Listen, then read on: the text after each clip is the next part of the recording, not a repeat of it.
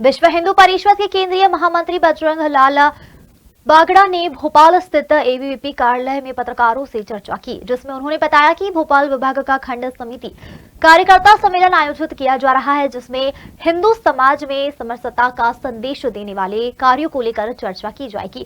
वहीं मीडिया के सवालों का जवाब देते हुए पिछले 2 सालों में 300 हिंदुओं की धार्मिक यात्राओं पर जिहादियों के द्वारा हमले किए गए हैं। यह बेहद ही चिंतनीय विषय है। वहीं बाबा बागेश्वर के हिंदुओं का कट्टर बनने पर कहा गया कि हिंदू कभी कट्टर नहीं हो सकता। हिंदू अपनी आत्मस्वार्थ तो श्वास उठा सकता है, लेकिन वह कट्टर यानी कि आक्रामक नहीं हो सकता। विश्व हिंदू परिषद अपनी स्थापना के समय से ही जिन उद्देश्यों के लिए काम कर रही है, उसमें प्रमुख है हिंदू समाज का एक सशक्त संगठन खड़ा करना। और संगठन में जो सबसे बड़ी बाधा हमें लगती थी कि जाति पंथ के आधार पर ऊंच नीच और छुआछूत की जो भावना विदेशी शासनकाल में हिंदू समाज में पनप गई, उसको दूर करना। तो पिछले 60 वर्षों से ही विश्व हिंदू परिषद अपने एक समरसता आयाम के माध्यम से पूरे हिंदू समाज में एक समरस भाव भरने के लिए कार्य करती रही है। और इस दिशा में हमें अपेक्षित सफलताएं भी मिली हैं, परंतु हिंदू समाज को विभिन्न स्वार्थों के कारण राजनीतिक दलों ने और अन्य धर्मों ने, जिसमें हिंदू समाज को खंडित करके देखने की एक वृत्ति है, उनकी साजिश है, उसके चलते हमको पर्याप्त सफलता भी नहीं मिलती। हम 10 कदम आगे बढ़ते हैं, 5 कदम पीछे आ जाते हैं। लेकिन यह हमारा प्रयास है और एक प्रमुख आयाम समरसता इस दिशा में कार्यरत है। अक्टूबर में दिल्ली में जो हमारी अखिल भारतीय बैठक हुई, उसमें यह निर्णय हुआ कि पूरे देश में समरसता यात्राएं निकाली जाए, जिससे गांव-गांव में संपर्क हो। तो प्रत्येक प्रांत में एक प्रखंड चयनित होगा और उस प्रखंड में सघन रूप से 7 दिन की समरसता यात्रा होगी। यह हमारा मध्य भारत जो क्षेत्र है, जिसमें मालवा, मध्य भारत, महाकौशल और छत्तीसगढ़, ये 4 प्रांत हैं। तो इन चारों प्रांतों में प्रखंड चयनित हो गए और समरसता यात्राएं शुरू हुई हैं। आज दोपहर को ब्यावरा में उस समरसता यात्रा का उद्घाटन हमारे प्रांत के माननीय अधिकारियों ने किया। मैं भी वहाँ उपस्थित था। परम पूजनीय गुरुदेव नानक जी की आज 555वीं जयंती भी है। तो इस प्रकाश पर्व के अवसर पर गुरुद्वारा से ही हमने इस समरसता यात्रा का वहाँ पर प्रारंभ किया।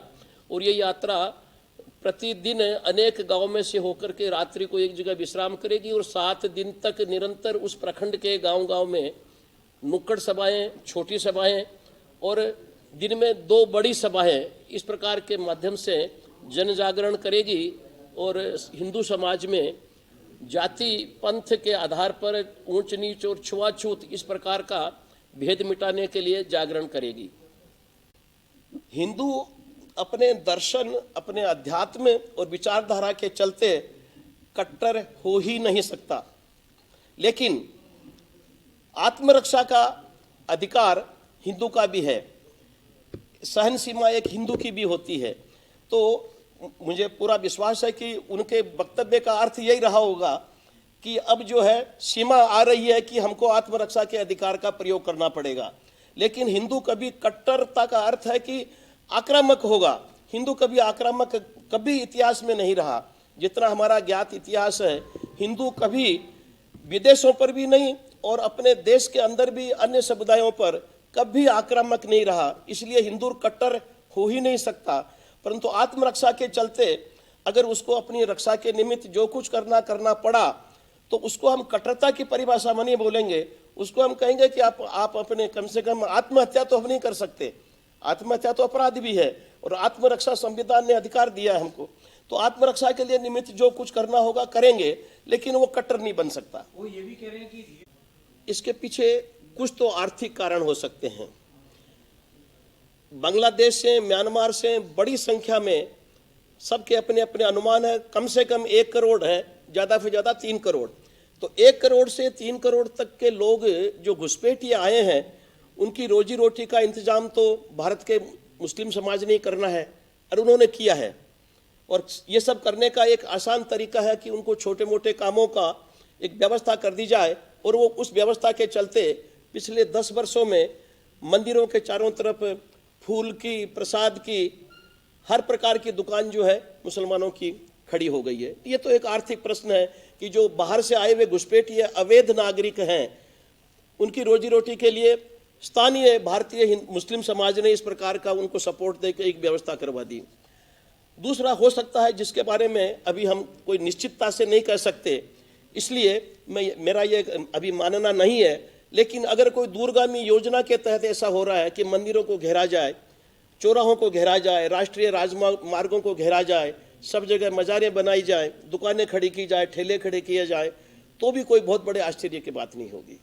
आरएसएस एक शुद्ध सांस्कृतिक संगठन है। मैं विश्व हिंदू परिषद का कार्यकर्ता हूं, इसलिए आरएसएस के बारे में अधिकृत रूप से नहीं बोल सकता, लेकिन मेरी थोड़ी बहुत जानकारी जितनी है कांग्रेस के बारे में और आरएसएस के बारे में। कांग्रेस एक विशुद्ध स्वार्थी राजनीतिक दल है, और राजनीतिक दल सभी स्वार्थी होते हैं, सबको वोटों की चिंता होती है। सब राजनीतिक दल बना है तो सरकार बनाने के लिए बना है, चुनाव जीतने के लिए बना है, लेकिन एक नैतिकता होती है।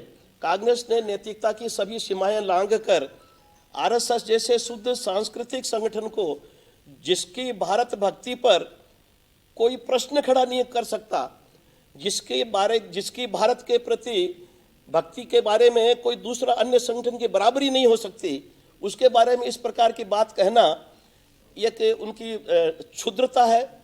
और साथ में सभी राजनीतिक दल कुछ सही कुछ झूठ बोलते होंगे, लेकिन इस प्रकार का लांछन लगाना बिल्कुल अनुचित है।